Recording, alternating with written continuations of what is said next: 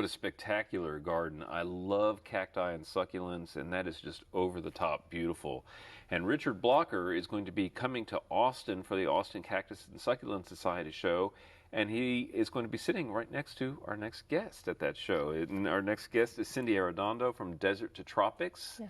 It's great to have you back to Central Texas Gardener. It is great to be here with you, Tom. Well, it's always fun visiting about these plants. They're so cool, and we're putting a different spin on the succulents we're going to be talking about today, and that is that these are kid-friendly succulents. Exactly. And then why kid-friendly? I know that often parents are afraid of when you think of succulents, you often think of needles. Right. Cactus and succulents are synonymous, so people obviously protect their kids, and they don't want them going anywhere near anything that can hurt them. Right. But these are fabulous varieties that will encourage them to not only touch them and feel them, but to plant them and grow them, and you couldn't ask for more. Well, and before we move on and start talking about the individual plants, I do want to let people know that all of these plants, or many of these plants, will be available at the show and sale coming up, and you're going to be there. Richard's going to be there.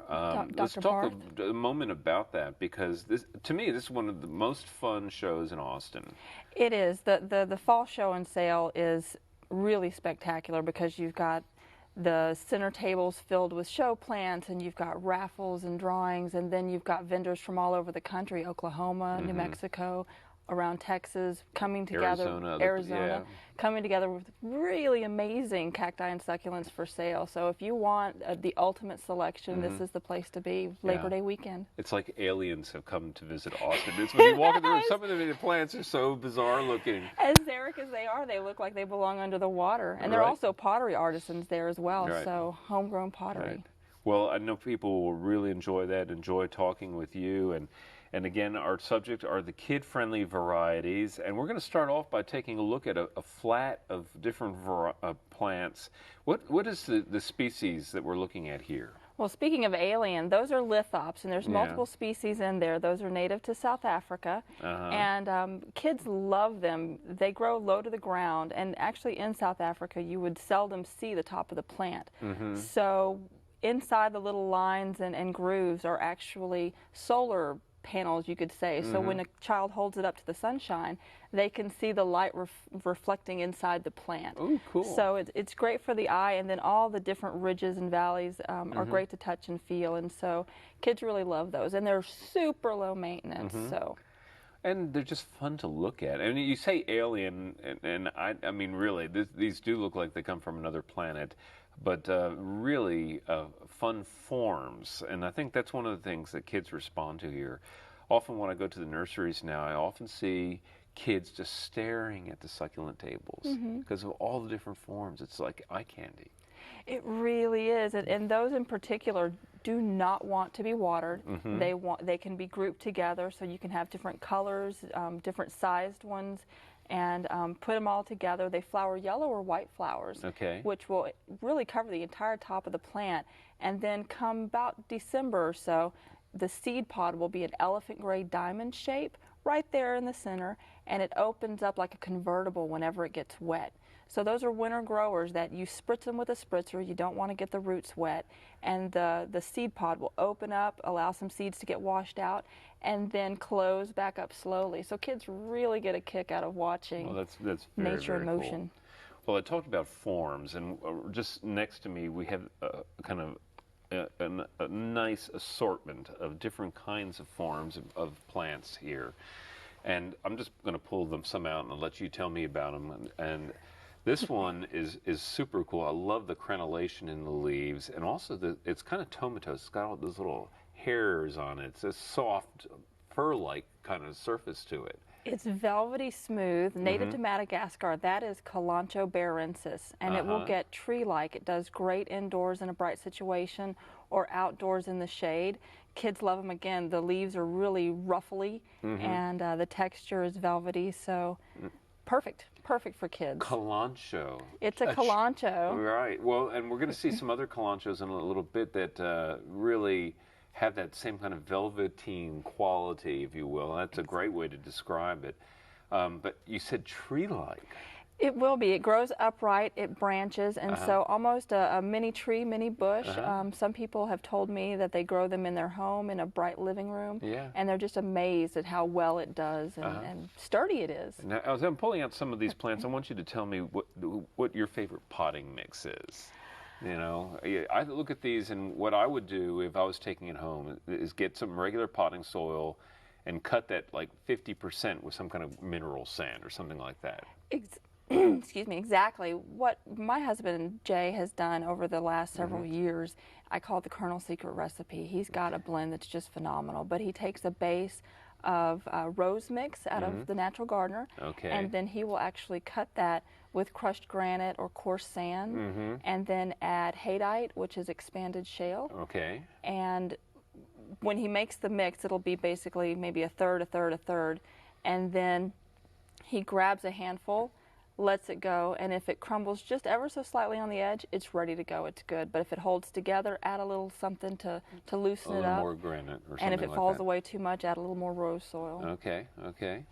Well, this is another one which has kind of, if you look up closely, it has again that kind of hairy little quality, not quite as velvety as the other, but it's heading that direction. It is, and that is a Sempervivum raspberry. Sempervivum means ever living, and so that is one also known as a hen and chicks. And as it grows, it will fill into the pot. It'll spread over the edges, so you can grow it as a basket. You can grow it as a container specimen. They're native to Europe and very touch-friendly. What's great about that is in the spring and in the fall, when we have our warm days and our cool nights, it pops out this beautiful magenta pink color along the edges, which now with the heat of summer, it's turned green and it's just, it's enjoying itself. But very vivid and cool to the eye for children. Yeah, and a lot of succulents respond to cool weather by taking on pretty colors, which is something that people don't often think of. No, they look great in stress. I wish I had the same problem they do. Yeah. Well, this one has a little bit of variation in the color on the foliage, and this is a little jade plant, crassula? It is a Crassula ovata. It's a jade. It's the Crosby variety, so it's known as a Crosby jade. And yes, it gets that beautiful red ridge around the edge, and great indoor plant. Kids love them again because of the color. Parents love them because you don't have to water them. You can have living art inside with these plants. Well, this is really beautiful. I've always loved the jade plants, and you know, when you get these really little fine leaves, though, and there's something about that is just very appealing, and I can see why children find it so appealing. It's childlike in scale and eye appeal, I guess. It is. It's gentle and it's sturdy. I mean, you see the delicate leaves that are actually sturdier than they look, and then the stems are just husky little guys in there, just holding everything together. Yeah, I'm going to show the stems there. Yeah, they're very cool. Now, I have always loved these, and I always forget the name. It's almost aloe looking, but it's like a cross between an aloe and a sansevieria.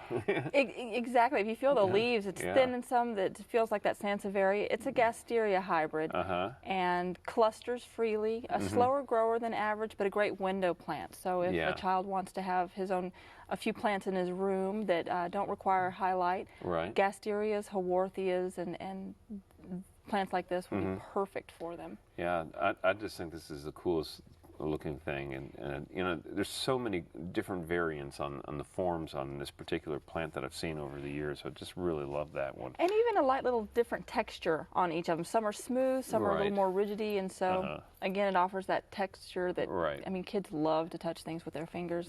And these are plants that welcome it. And kids like to play jokes on people, too. And speaking of which, I'm holding a plant that some people call carrion flower because the scent of the bloom is not particularly pleasant.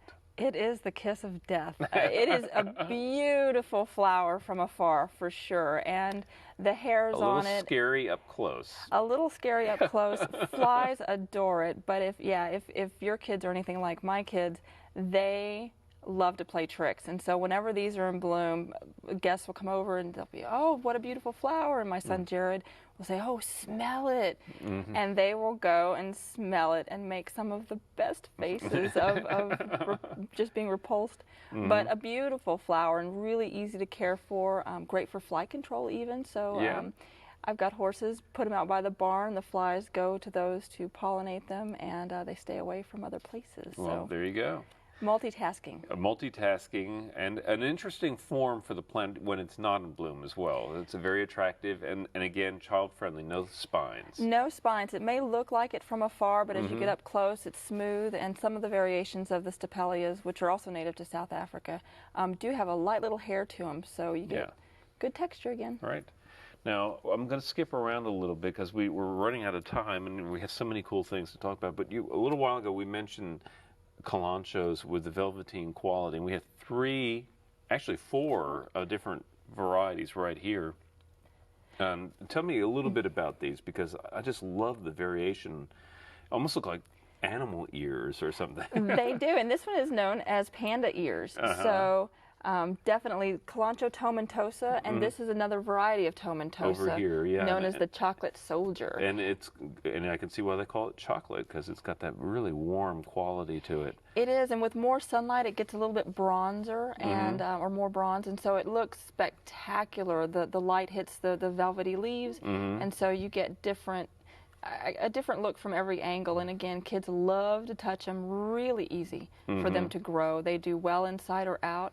And if a leaf falls off, which is always inevitable, these guys will put out roots directly from their leaves, and a child can easily, settle that into the soil, and out pops a new plant. And see, that's delightful for a young child. It's a science experiment you can do at home and really get a kick out of and propagate. Now, we only can have a few seconds to talk about this, but I just think it's favorite. It's your favorite. I'm glad I pulled it out, and it has an appropriate name. It is cub's paw.